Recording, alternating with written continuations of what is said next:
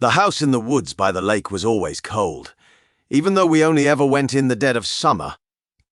This was the 9th year of our annual weekend at the house, and like all traditions, it had gone from a novelty to an obligation. It started the summer after college, when we went after graduation. We felt so adult. Calvin and I, Percy and Eric, and terminally, alone Tim. We drank too much and woke up late and went for long, rambling walks in the woods. Afternoons were sunlight and humidity and glass pitchers of vodka and lemonade.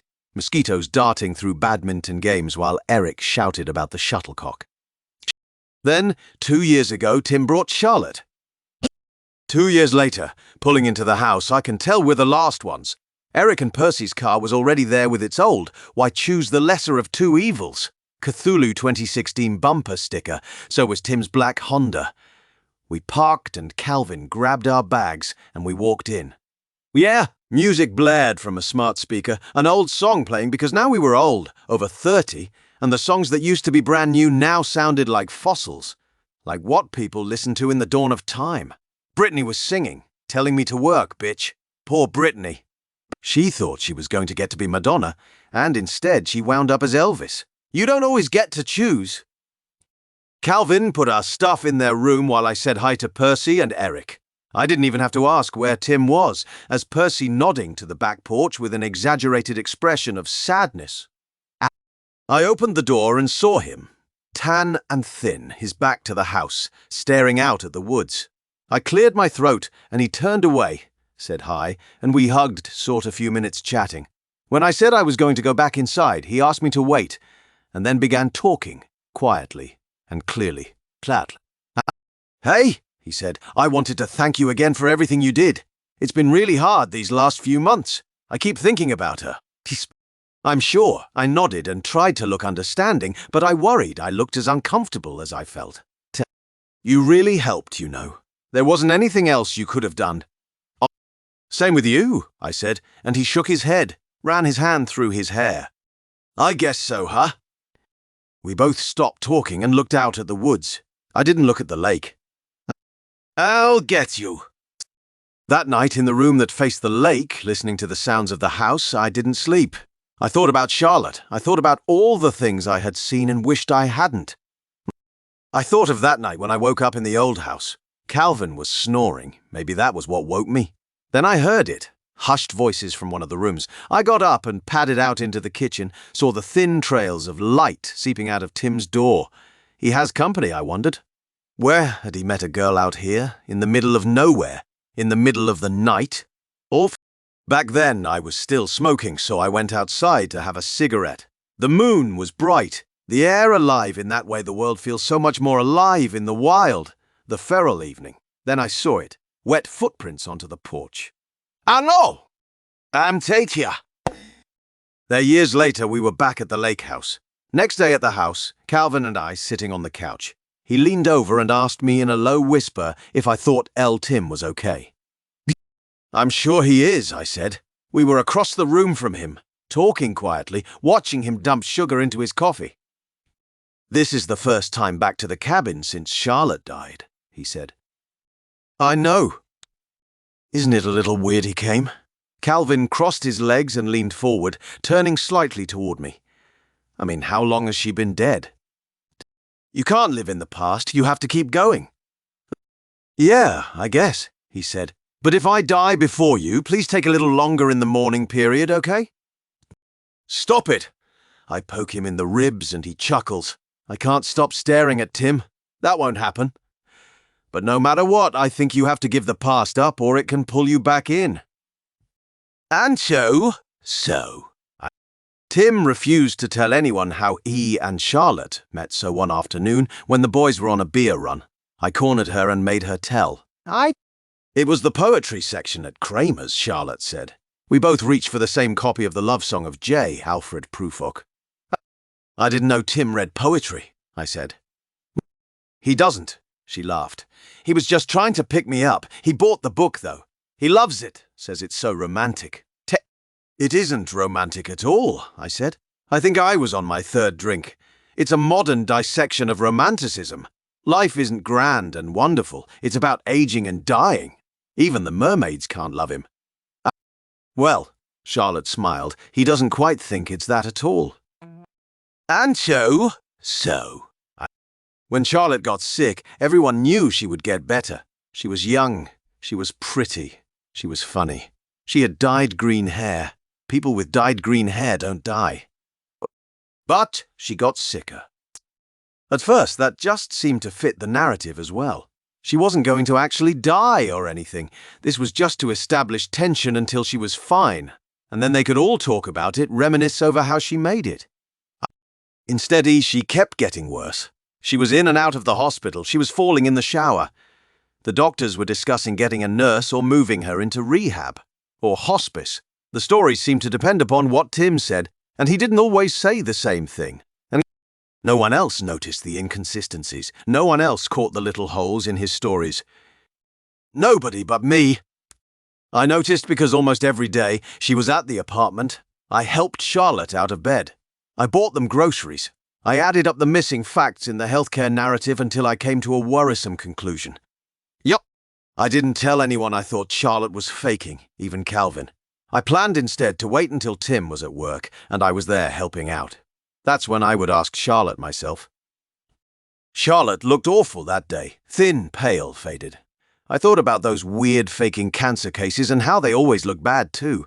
After breakfast, when I tried to broach the subject, Charlotte looked at me from the couch, so tired and sad. Do you think I'm faking? She was breathing heavily. I thought it was because of how damp the apartment was. Tim had 4 humidifiers running in the living room. He said the doctor told him to do it. Moist air was the best thing for her condition. Past how? I'm not saying you're faking. I think something's wrong. I've seen the way you look. I gestured at the girl's ragged body. I know something's wrong. Do you want to know, then? She leaned up and put her pointy elbows on the table. Do you really want to know what's wrong? Yeah, tell me, I want to know. Charlotte's eyes seemed to glow, and I felt like when I said wanted to know more, I had opened some sort of terrible doorway, some awful passage to a place I didn't want to know about. I didn't want to know it existed. I had fucked up, and now I was doomed. Now, remember how I told you Tim and I met, in the bookstore? Charlotte sat up from her lying down position on the couch. She pulled her soft blue-green blanket, the color of the sea, down around her shoulders. Something about her complexion, her hair, the blanket, the humidity of the room, she looked underwater. Well, yeah, I hated how shaky my voice sounded. That was a lie. I didn't met him there, Charlotte said. So, where did you met him? I touched my forehead and wiped away sweat. The humidifiers, I thought. Surely that was it.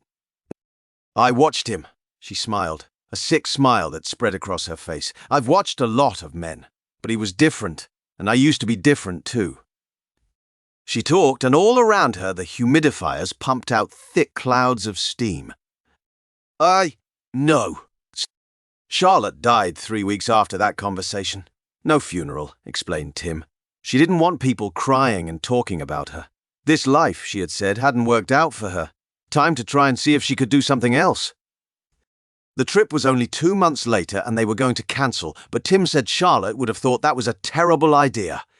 It was a tradition. You need to follow traditions, so he kept the trip. No. The first day felt like the funeral we had never had for her. Everyone told stories, everyone drank, everyone cried and hugged. I don't know what it felt like for everyone else, but for me, it felt performative. Like a sitcom, everyone suffers a tragedy. We learn a lesson then, 20 minutes later, we're fine.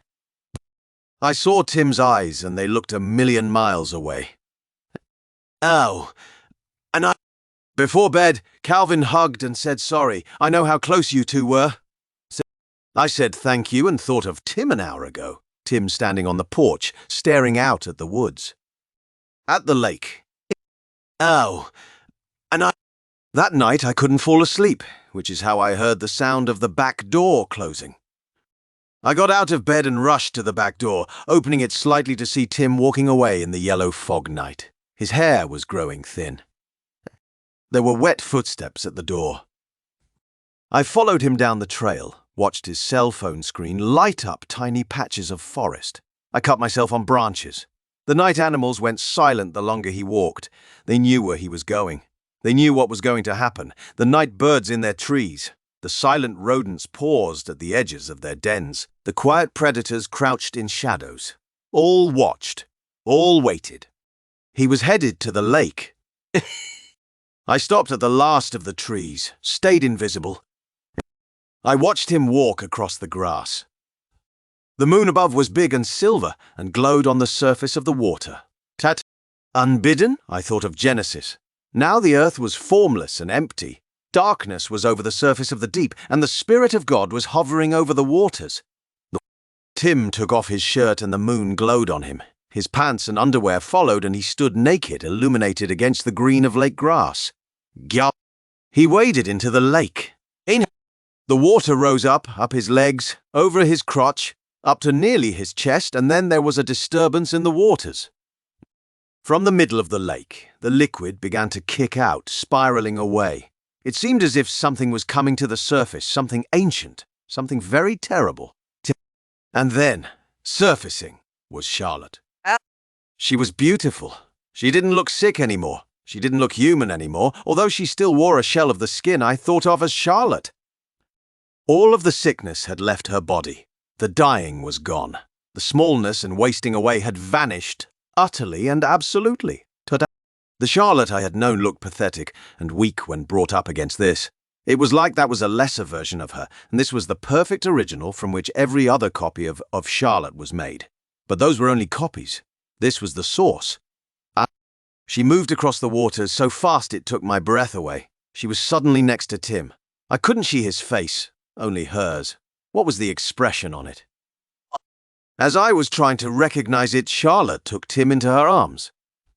Her skin was white and pale, the color of the stomach of a fish, the color of marble, the color of the columns of ancient Grecian temples, and her hair was bright and green, and it wrapped tightly around Tim, the way ivy swallows abandoned buildings whole.